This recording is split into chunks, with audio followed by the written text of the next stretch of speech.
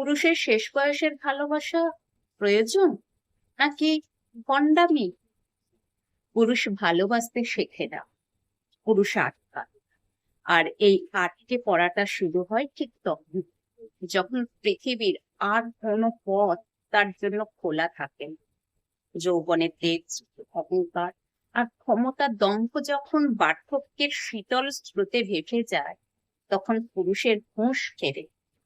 কিন্তু সেটা কি ভালোবাসা, নাকি নিজের অসহায়ত্বের কাছে এক নির্লজ্জ আত্মসমর্পণ? দ্রষ্টব্য, প্রতিটি পুরুষের চরিত্র একরকম নয়। এই ভিডিওটি শুধু সেই পুরুষদের জন্য যারা যৌবনের স্ত্রীকে কেয়ার বা ভালোবাসা দেখাতে ব্যর্থ হয়েছেন। যে পুরুষ যৌবনে স্ত্রীর হাতে 10টা টাকা তুলে দিতে হাজারবার ভাবত, যার কাছে স্ত্রীর একটা শখ পূরণ করার চেয়ে সামাজিক প্রতিষ্ঠা অনেক বড় ছিল, সেই পুরুষই বৃদ্ধ বয়সে স্ত্রীর নামে বাড়ি ফ্ল্যাট লিখে দেয়, পোস্ট অফিসের মোটা অঙ্কের টাকা বা পেনশনের সমস্ত অধিকার তুলে দেয় সেই নারীর হাতে, যাকে সে একদিন নিজের সম্পদের সামান্য অংশীদার ভাবতেও ভয় পেত। কেন এই পরিবর্তন? হঠাৎ করে কি তার হৃদয়ে ভালোবাসার মহাসাগর জেগে উঠেছে? উত্তরটা আমাদের সবার জানা, কিন্তু আমরা স্বীকার করতে ভয় পাই। না, এটা ভালোবাসা না, এটা তার শেষ বয়সের নিরাপত্তা। একটু ভেবে দেখ, যে লোকটা তার বাবা মা বেঁচে থাকতে স্ত্রীকে মানুষের পর্যায়ে সম্মানটুকুও দেয়নি, যে ভাবতো বউকে বেশি ভালোবাসা দেখালে লোকে বশীভূত বলবে, সমাজ তাকে কাপুরুষ ভাববে, সেই লোকটাই আজ স্ত্রীর আঁচল ছাড়া এক মুহূর্ত চলতে পারে। এর কারণ কি? কারণ তার বাবা মা আজ আর বেঁচে নেই, ভাই বোনেরা নিজেদের সংসার নিয়ে ব্যস্ত, ছেলে মেয়েরা নিজেদের জীবন গড়ে নিয়েছে। তার অসুস্থ শরীরে সেবা করার জন্য, তার একাকিত্বের সঙ্গ দেওয়ার জন্য সস্তা কেনা গোলামের মতো স্ত্রী ছাড়া আর কেউ অবশিষ্ট নেই। আজ যখন তার সেবা করার জন্য আর কোনো বিকল্প নেই, তখন হঠাৎ করে তার স্ত্রী পৃথিবীর শ্রেষ্ঠ নারী হয়ে ওঠে। এই হঠাৎ জেগে ওঠা প্রেম কি ভণ্ডামি নয়?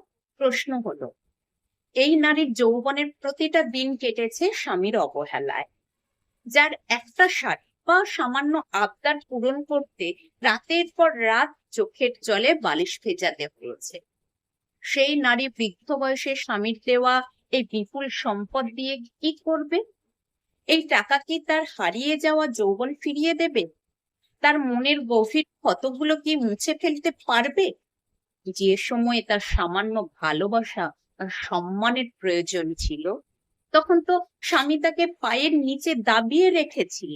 আজ যখন তার নিজেরও এক পা মৃত্যুর দিকে, তখন এই অর্থ আর প্রাচুর্য তার কাছে অর্থহীন বোঝা ছাড়া আর কি? পুরুষেরা বোঝেন বা বুঝতে চায় না যে সম্পর্কটা কোনো ব্যাংক অ্যাকাউন্ট নয়, যে শেষ বয়সে মোটা অঙ্কের টাকা জমা দিয়ে সব দেনা পাওনা মিটিয়ে দেওয়া যাবে। যৌবনে এই ভালোবাসার চারা গাছ রোপণ করা হয়নি, বৃদ্ধ বয়সে তার ছায়ায় আশ্রয় খোঁজাটা এক চরম স্বার্থপরতা। যে পুরুষ অল্প বয়সে স্ত্রীকে মানসিক ও শারীরিক ভাবে নির্যাতন করে নিজের পৌরুষ জাহির করত, আজ সেই পুরুষই স্ত্রীর সামান্য বকুনি খেয়ে চুপ করে থাকে। কারণ সে জানে এই নারী তাকে ছেড়ে চলে গেলে তার বেঁচে থাকাটাই অর্থহীন হয়ে পড়বে। তার গতি নেই, শক্তি নেই, অর্থ ছাড়া তাকে দেখার আর কেউ নেই। তাহলে কি আমরা বলতে পারি না যে পুরুষের এই শেষ বয়সের নির্ভরশীলতা আসলে তার সারা জীবনের পাপের প্রায়শ্চিত্ত? থেকে সেই কর্মফল যা সে নিজের হাতে তৈরি করেছে, যে মায়ার বাঁধনে সে যৌবনে নিজেকে আটকাতে চায়, আজ পরিস্থিতি তাকে সেই বাঁধনেই আটকে ফেলেছে। তবে ভালোবাসায় নয়, প্রয়োজনে।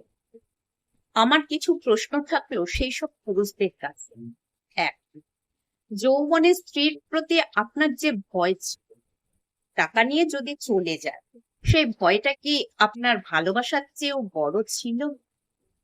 2, যে সম্মান আর ভালোবাসা আপনি আজ আপনার স্ত্রীর কাছ থেকে আশা করছেন, সেই সম্মানের সামান্য অংশ কি আপনি তাকে দিয়েছিলেন যখন তার পাশে দাঁড়ানোর মতো কেউ ছিল না? 3, আপনার দেওয়া এই শেষ বয়সের সম্পদ কি আপনার সারা জীবনের অবহেলা আর নির্যাতনের ক্ষতিপূরণ হতে পারে?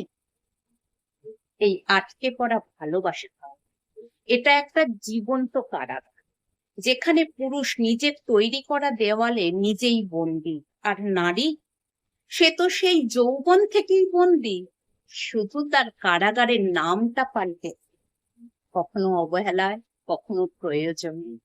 এই নির্মম সত্যটা মেনে নিতে আপনার হৃদয়ে কি একটু আগুন জ্বলে না?